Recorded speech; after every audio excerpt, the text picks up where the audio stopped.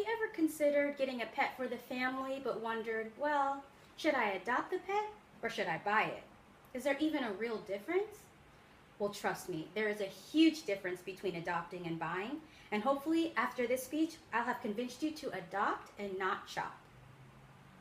There are over 3 million pets in the US alone that are needing to be adopted. They are patiently waiting for their forever families to take them home. So not only does adoption make your pet feel better, it makes you feel better too, because adoption literally saves lives. 50% of the animals that go into adoption facilities actually never make it out. This is because the adoption facilities only have a certain number of kennels that they are able to hold, and when it gets too crowded, they have to start euthanizing these pets. The ASPCA was quoted saying, each year, approximately 2.7 dogs, cats, puppies, and kittens are euthanized, simply because there aren't enough homes for them. So, if we all decided to adopt, that rate would dramatically decrease. Adoption also saves you some money. Buying a pet can cost anywhere between $500 to $1,200, whereas adoption is much cheaper, and sometimes it's even free. Adoption can also help you avoid mass breeding facilities such as puppy mills. So what exactly is a puppy mill? According to the Humane Society, a puppy mill is a commercial dog breeding facility where the health of the dogs is disregarded due to maintain a low overhead and maximize profits. So the people in these puppy mills can legally keep dozens, sometimes hundreds of dogs in the cages their entire lives, as long as they're given the basic necessities of food, water, and shelter. They view these animals as products to be mass-produced in order to get a profit.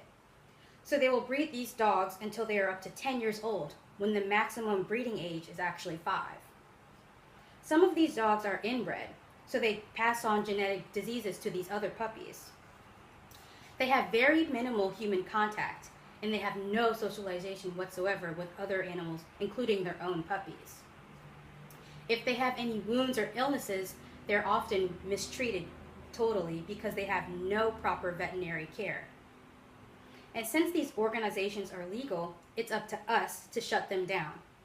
If we all started to adopt more, eventually these companies would start to go out of business and these animals would never have to go through this torture again. So, if I haven't convinced you to adopt yet, I actually have some personal experience working in a puppy store where they got their puppies from these puppy mills. I saw an ad online where a puppy store by my house was hiring a photographer for their website. I figured, I have a background in photography, I love puppies, this is going to be the perfect job for me. Unfortunately, I was wrong. When I was hired for this job, I saw that they would first of all lie to their customers about where these puppies would come from. They told the customers that they got them from local breeders, but in reality, they got them from these mass breeding facilities of which I spoke of earlier.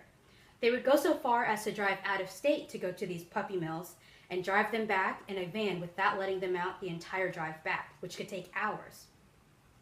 I think the back room was the worst part about this job. The back room of the company had all these cages lined up on a wall stacked on top of each other. Each cage would have about 10 to 12 puppies stuffed in these cages. They had nowhere to walk and nowhere to move, so they had to step all over each other. They would have to leave the puppies in these cages overnight, and the dogs had nowhere to go to the bathroom. So unfortunately, when we would come back in the morning, the dogs would have to go to the bathroom all over themselves, and they would have feces and urine all over their fur and their eyes and their mouths. It seemed like a health hazard. I also noticed when my boss would have to wake the dogs up, she would bang on the cage extremely hard, waking them up, making them shake, and they would all run into the back corner, and they would start shaking and screaming. I hated this job. It seemed like torture. The customers would also sometimes call saying that their dogs were sick, they were throwing up, they're having a seizure, what should I do?